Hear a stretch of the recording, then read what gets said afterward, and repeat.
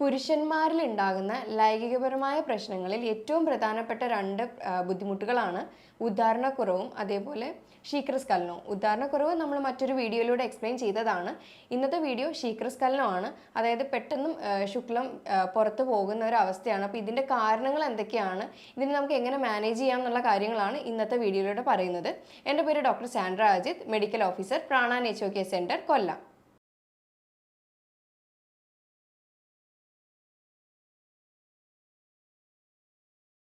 Premature ejaculation അഥവാ ശീഘ്രസ്ഖലനം, ഇത് 30% അല്ലെങ്കിൽ 40%ഓളം പുരുഷന്മാർ ഇന്ന് ഫേസ് ചെയ്യുന്ന ഒരു വലിയൊരു ഇഷ്യൂ ആണ്. അപ്പോൾ ഇതിന് പല കാരണങ്ങൾ ഉണ്ടാവാറുണ്ട്. അപ്പോൾ ഇങ്ങനെ വരുമ്പോൾ ഇവർക്ക് പല ബുദ്ധിമുട്ടുകളാണ്, ശാരീരികപരമായിട്ടും മാനസികപരമായിട്ടും അതേപോലെ ഫാമിലി ലൈഫിലും ഇത് അഫക്റ്റ് ചെയ്യാറുണ്ട്.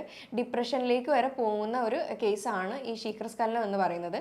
ഇത് മിക്ക ആളുകളും ഇതിന് ടൈമിങ്ങിൻ്റെ ഇഷ്യൂ എന്നാണ് പറയുന്നത്. അതായത് 1 മിനിറ്റിനൊക്കെ താഴെ പെട്ടെന്ന് ശുക്ലം വന്നിട്ട് റിലീസ് ആവുന്നതിനാണ്. അപ്പോൾ ഇങ്ങനെ ഒരു ബുദ്ധിമുട്ട് എങ്ങനെയാണ് വരാൻ കാരണം, ഇതിൻ്റെ കാരണങ്ങൾ എന്തൊക്കെയാണെന്ന് നമുക്ക് നോക്കാം. ഇതിൻ്റെ കാരണങ്ങൾ എന്തൊക്കെയാണെന്ന് വെച്ച് കഴിഞ്ഞാൽ അത് പലതരത്തിലുണ്ട്. അത് ജെനറ്റിക് ആയിട്ടുണ്ട്, ബയോളജിക്കലി ഉണ്ട്, മെൻ്റലി ഉണ്ട്, ഫിസിയോളജിക്കലി ഉണ്ട്, സൈക്കോളജിക്കലി ഉണ്ട്. അപ്പം ഇങ്ങനെയൊക്കെ നോക്കുകയാണെങ്കിൽ നമുക്ക് ഓരോന്ന് പറയാം. നമുക്ക് ജെനറ്റിക്കലി ആണ് എന്ന് പറയുമ്പോൾ അത് എന്തെങ്കിലും അണുബാധ മൂലം ഉണ്ടാവുന്നത്, ചിലപ്പോൾ അത് പ്രോസ്റ്റേറ്റിൻ്റെയോ അല്ലെങ്കിൽ യൂറിനറി ബ്ലാഡറിൻ്റെയോ അണുബാധ മൂലം ശീഘ്രസ്ഖലനത്തിന് ബുദ്ധിമുട്ടുകൾ ഉണ്ടാവാറുണ്ട്. മെൻ്റലി ആകുമ്പോൾ അത് പെർഫോമൻസ് ആങ്സൈറ്റി എന്ന് പറയുന്ന ഒരു കണ്ടീഷനാണ്. അത് ആദ്യമായിട്ട് ഇൻ്റർകോഴ്സിൽ ഏർപ്പെടുന്നവരോ അല്ലെങ്കിൽ ഒരു ലോങ് ടേം ഗ്യാപ്പ് കഴിഞ്ഞിട്ട് ഏർപ്പെടുന്നവരോ ആണെങ്കിലും ശീഘ്രസ്ഖലനത്തിൻ്റെ ബുദ്ധിമുട്ട് ഉണ്ടാവാറുണ്ട്. അങ്ങനെ ഒരു തോട്ടുള്ളവരാണെങ്കിൽ, അതായത് ശീഘ്രസ്ഖലനം ഉണ്ടാകും എന്നൊരു തോട്ടുണ്ടെങ്കിൽ, സൈക്കോളജിക്കലി അങ്ങനെ തിങ്ക് ചെയ്ത് വെച്ചിട്ടുണ്ടെങ്കിൽ ഉറപ്പായിട്ടും ആ ഒരു ബുദ്ധിമുട്ട് വരാൻ ചാൻസ് ഉണ്ട്. അതേപോലെ ടെൻഷനോ സ്ട്രെസ്സോ ആങ്സൈറ്റിയോ ഒക്കെ ഉള്ളവരാണെങ്കിൽ ഈ പറയുന്ന ബുദ്ധിമുട്ട് ഉണ്ടാവാറുണ്ട്. പിന്നെ മാസ്റ്റർബേഷൻ ഹാബിറ്റ് കണ്ടിന്യൂസ് ഉണ്ടായിരുന്നിട്ടുണ്ടെങ്കിൽ, അതായത് 3 വർഷത്തോളം മാസ്റ്റർബേഷൻ ഹാബിറ്റ് ഉണ്ടായിട്ടുണ്ട്, അപ്പോൾ ഒരു ഇൻ്റർകോഴ്സിൽ ഏർപ്പെടുമ്പോഴത്തേക്കും ഈ ഒരു ബുദ്ധിമുട്ട് വരാനായിട്ടുള്ള ചാൻസ് കൂടുതലാണ്. കാരണം എന്താണെന്ന് വെച്ച് കഴിഞ്ഞാൽ മാസ്റ്റർബേഷൻ ഹാബിറ്റിൽ എപ്പോഴും എൻഡ് റിസൾട്ട് എത്രയും പെട്ടെന്ന് കിട്ടാനുള്ള ഒരു തിടുക്കത്തിലായിരിക്കും. അപ്പോൾ നമ്മുടെ ബ്രെയിൻ ആയാലും ബോഡി ആയാലും ഈ പറയുന്ന രീതി ഒന്ന് സ്റ്റോർ ചെയ്ത് വെച്ചിട്ട് അതേപോലെ ആയിരിക്കും ഈ പെർഫോമൻസിൽ വരുമ്പോഴും ഉണ്ടാവുന്നത്. അപ്പോൾ ഇങ്ങനെ ഈ പറയുന്ന PME, അതായത് ശീഘ്രസ്ഖലനം എന്ന ബുദ്ധിമുട്ട് ഉണ്ടാകാറുണ്ട്. ഇനി ഇത് ഫിസിക്കലി ആണ് എന്നുണ്ടെങ്കിൽ അത് ഹൈപ്പർ സെൻസിറ്റിവിറ്റി, അതായത് പെനിസിൻ്റെ ഹൈപ്പർ സെൻസിറ്റിവിറ്റി എന്ന് പറയുന്ന ഒരു കണ്ടീഷനാണ്. പിന്നെ ഇത് ബയോളജിക്കലി നോക്കുകയാണെങ്കിൽ ഹോർമോണൽ ഇംബാലൻസ് മൂലം ചില ഹോർമോൺസ് ഇതിനെ നിയന്ത്രിക്കുന്നുണ്ട്. FSH, LH, ടെസ്റ്റോസ്റ്റിറോൺ, തൈറോയിഡ്, അങ്ങനെയുള്ള ഓക്സിറ്റോക്സിൻ, ഈ ഒരു ഹോർമോൺസ് എല്ലാം ഇംബാലൻസ് ആയി അതിൻ്റെ ഡെഫിഷ്യൻസീസോ കാര്യങ്ങളോ ഉണ്ടെങ്കിലും ഈ പറയുന്ന ശീഘ്രസ്ഖലനം കണ്ടുവരുന്നുണ്ട്. ഇനി ഇതിന് മെയിനായിട്ടൊരു കാരണങ്ങളുണ്ട്. കാരണം ഉദ്ധാരണ പ്രശ്നം ഉള്ളവർക്കും ഈ പറയുന്ന ശീഘ്രസ്ഖലനം അനുഭവപ്പെടുന്നുണ്ട്. പിന്നെ മെയിനായിട്ടും ഇതിൻ്റെ ഒരു ബുദ്ധിമുട്ട് എന്ന് പറയുന്നത് സെക്സ് എഡ്യൂക്കേഷൻ ഇല്ലാത്തത് കൊണ്ടാണ്. അത് പ്രോപ്പറായിട്ട് ഇല്ലാത്തത് മൂലവും ഈ പറയുന്ന ശീഘ്രസ്ഖലനത്തിൻ്റെ ബുദ്ധിമുട്ട് നടക്കാറുണ്ട്.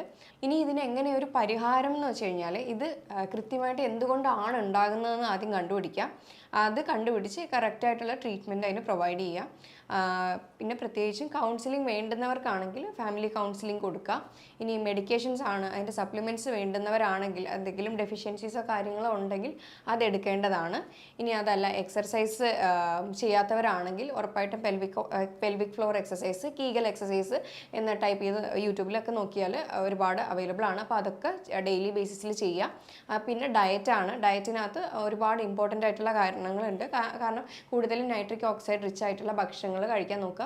ബീട്രൂട്ട്, വാട്ടർമെലൺ, പൊമഗ്രാനൈറ്റ് അങ്ങനെ പോലത്തെ ഫിക്സ്, അതായത് അത്തിപ്പഴം എന്ന് പറയും. അപ്പോൾ ഇതൊക്കെ കഴിക്കാനായിട്ട് ശ്രദ്ധിക്കാം. അപ്പോൾ എങ്ങനെയാണ് നമുക്കൊരു ഇൻസ്റ്റൻ്റ് ആയിട്ടൊരു എഫക്റ്റ് കിട്ടുക, അതായത് സാധാരണ എല്ലാവരും മെഡിക്കൽ ഷോപ്പിന് സ്വന്തം ഇഷ്ടപ്രകാരം പോയിട്ട് വയഗ്രയൊക്കെ വാങ്ങി കഴിക്കുന്നവരാണ്. ഇത് കാലാകാലങ്ങൾ കഴിയുമ്പോൾ ബുദ്ധിമുട്ടുകളായിരിക്കും ഉണ്ടാക്കുന്നത്. ഇപ്പോൾ ഉള്ളതിനേക്കാൾ ബുദ്ധിമുട്ട് അന്ന് ഉണ്ടാക്കും. പെട്ടെന്നൊരു ഇത് എഫക്റ്റ് കിട്ടുമായിരിക്കും, പക്ഷേ അത് കാലാകാലങ്ങളിൽ ഉപയോഗിച്ചുകൊണ്ടിരിക്കുമ്പോൾ ബുദ്ധിമുട്ടുകൾ ഉണ്ടാക്കും. അതുകൊണ്ട് എപ്പോഴും നാച്ചുറലായിട്ട് വയഗ്ര സപ്ലിമെൻറ്റ് ചെയ്യുന്നതായിരിക്കും ഏറ്റവും നല്ലത്. അത് ഭക്ഷണത്തിൽ കൂടെ ആകുമ്പോൾ അത്രയും നല്ലത് തന്നെയാണ്. അത് നമുക്ക് എന്തൊക്കെ ചെയ്യാൻ കഴിയുമെന്ന് നമുക്ക് നോക്കാം. ഡയറ്റിൽ എന്തൊക്കെയാണ് ശ്രദ്ധിക്കേണ്ടതെന്ന് വെച്ച് കഴിഞ്ഞാൽ ചില ഭക്ഷണങ്ങൾ ഉൾപ്പെടുത്തുക, പ്രത്യേകിച്ചും നൈട്രിക് ഓക്സൈഡ് റിച്ച് ആയിട്ടുള്ള വാട്ടർമെലൺ, പൊമഗ്രാനൈറ്റ്, ബീട്രൂട്ട് ഇത് മൂന്നും കൂടെ ചേർത്ത് ബ്ലെൻഡ് ചെയ്ത് കുടിക്കാവുന്നതാണ്. ഏറ്റവും നല്ലൊരു ഡ്രിങ്കാണ് ഇത്. നൈട്രിക് ഓക്സൈഡ് റിച്ച് ആയതുകൊണ്ട് തന്നെ ഉദാഹരണത്തിൻ്റെ പ്രശ്നമായാലും ശീഘ്രസ്ഖലനത്തിൻ്റെ പ്രശ്നങ്ങളായാലും ഇത് കുറയ്ക്കുന്നതായിരിക്കും. പിന്നെ റെഡ് ബനാനയുടെ മിൽക്ക് ഷേക്ക് അല്ലെങ്കിൽ സപ്പോട്ടയുടെ മിൽക്ക് ഷേക്ക് അല്ലെങ്കിൽ അവക്കാഡോ മിൽക്ക് ഷേക്ക് ഇതൊക്കെ നല്ലതാണ്. കീഴാനെല്ലിയുടെ ജ്യൂസ് വെറും വയറ്റിൽ കഴിക്കുന്നത് ഒരു 14 ദിവസത്തേക്ക് കഴിക്കുന്നത് ലിവർ ക്ലെൻസിനിങ് ആണ്, ഡയബറ്റിക്കും കുറയ്ക്കും. ഈ പറയുന്ന ഉദാഹരണത്തിൻ്റെ പ്രശ്നത്തിലായാലും ഏറ്റവും നല്ലൊരു ഡ്രിങ്കാണ്. ഇനി പെർഫോമൻസ് ഇൻക്രീസ് ചെയ്യാനും അതേപോലെ സ്റ്റാമിന കൂട്ടാനും ടൈമിംഗ് ഡ്യൂറേഷൻ കൂട്ടാനും കഴിക്കാൻ പറ്റുന്ന ഒരു ഡ്രിങ്കാണ്. 1-2 ഡ്രിങ്ക് ഉണ്ട്. അതൊന്ന് മോർണിംഗ് കഴിക്കാം, ഒന്ന് ഈവനിങ് കഴിക്കാം, അങ്ങനത്തെ രീതിയിൽ എടുക്കാം. ആഷ് ഗോഡ് എന്ന് പറയുന്ന, അതായത് വെള്ളക്കുമ്പളങ്ങ, ചാരക്കുമ്പളങ്ങ എന്ന് പറയുന്ന, വെൺപൂസണി എന്ന് പറയും തമിഴിൽ. അപ്പോൾ ഇത് വന്നിട്ട് അതെടുത്തിട്ട് അതിൻ്റെ കൂടെ ലെമൺ കുറച്ച് ജിഞ്ചറും ആഡ് ചെയ്ത് നന്നായിട്ട് ബ്ലെൻഡ് ചെയ്ത് രാവിലെ വെറും വയറ്റിൽ കഴിക്കാവുന്നതാണ്. ഈവനിങ് ടൈമിൽ വാട്ടർമെലൺ, ആഷ് ഗോഡ് ജ്യൂസിൻ്റെ സ്ഥാനത്ത് വാട്ടർമെലണും ലെമണും ജിഞ്ചറും കൂടെ ആഡ് ചെയ്ത്, അത് വാട്ടർമെലൺ ആഡ് ചെയ്യുമ്പോൾ അതിൻ്റെ തോടോടെ ആ ഒരു വൈറ്റ് പോർഷനും കൂടെ ആഡ് ചെയ്ത് കഴിക്കുന്നത് ഏറ്റവും നല്ലതായിരിക്കും. ഇതെല്ലാം നൈട്രിക് ഓക്സൈഡ് റിച്ച് ആയതുകൊണ്ട് തന്നെ നന്നായിട്ട് പെർഫോമൻസിനെ ഇൻക്രീസ് ചെയ്യാനും അതേപോലെ ഡ്യൂറേഷൻ കൂട്ടാനായാലും ഈ പറയുന്ന ശീഘ്രസ്ഖലനത്തിൻ്റെ ബുദ്ധിമുട്ടായാലും ഒക്കെ കുറയ്ക്കുന്നതായിരിക്കും. അപ്പോൾ ഇത്രയും നേരം പറഞ്ഞത് ഡ്രിങ്കാണ്. അപ്പോൾ ഇതൊക്കെ കഴിക്കുമ്പോൾ തന്നെ അത്യാവശ്യമുള്ള പെർഫോമൻസ് ഒക്കെ ഇൻക്രീസ് ചെയ്യും, അതേപോലെ സ്റ്റാമിന ഒക്കെ മെയിൻറ്റെയിൻ ചെയ്ത് പോകാനായിട്ട് കഴിയും. ഒരു നട്ട് ബോളും കൂടെ പറഞ്ഞുതരാം. അതൊരു നേരത്തെ മീൽ പോലെ എടുത്തു കഴിഞ്ഞാലും ഏറ്റവും നല്ലതാണ്. ഫില്ലിങ്ങും കൂടെ ആയിരിക്കും. പ്രത്യേകിച്ചും ബദാം, കാഷ്യൂ, വാൽനട്ട്, പംകിൻ സീഡ് ഇതെല്ലാം കൂടെ നന്നായിട്ട് പൊടിച്ചെടുത്തിട്ട് കുറച്ച് ഡേറ്റ്സും ആഡ് ചെയ്ത് കുറച്ച് നെയ്യോ അല്ലെങ്കിൽ ബട്ടറോ ആഡ് ചെയ്ത് അതൊരു നട്ട് ബോൾ പോലെ ആക്കി ഇത് കഴിക്കുകയാണെങ്കിൽ ഏറ്റവും നല്ലൊരു ഫുഡാണ്. ഇത് ഫില്ലിങ്ങും ആണ്, അതേപോലെ അത്യാവശ്യം ശരീരത്തിന് വേണ്ടുന്ന ന്യൂട്രിയൻസും വൈറ്റമിൻസും പ്രത്യേകിച്ച് ബി കോംപ്ലക്സ് വൈറ്റമിൻസ് ആയിട്ടുള്ള B12ഉം B6ഉം ഒക്കെ ഇതിനകത്ത് തന്നെ കിട്ടുന്നതാണ്. അപ്പോൾ ഈ ഒരു ബുദ്ധിമുട്ടിനും ഇത് നല്ലൊരു റിസൾട്ട് കിട്ടുന്ന ഒന്നാണ്. ഇപ്പം ഞാൻ ഈ പറഞ്ഞ കാര്യങ്ങൾക്ക് എന്തെങ്കിലും ഡൗട്ടുകളോ കാര്യങ്ങളോ ഉണ്ടെങ്കിൽ താഴെ തന്നിരിക്കുന്ന നമ്പറിൽ കോൺടാക്റ്റ് ചെയ്യാവുന്നതാണ്. ഇനി അടുത്തൊരു ഹെൽത്ത് ടോപ്പിക്കുമായിട്ട് വീണ്ടും കാണാം. താങ്ക്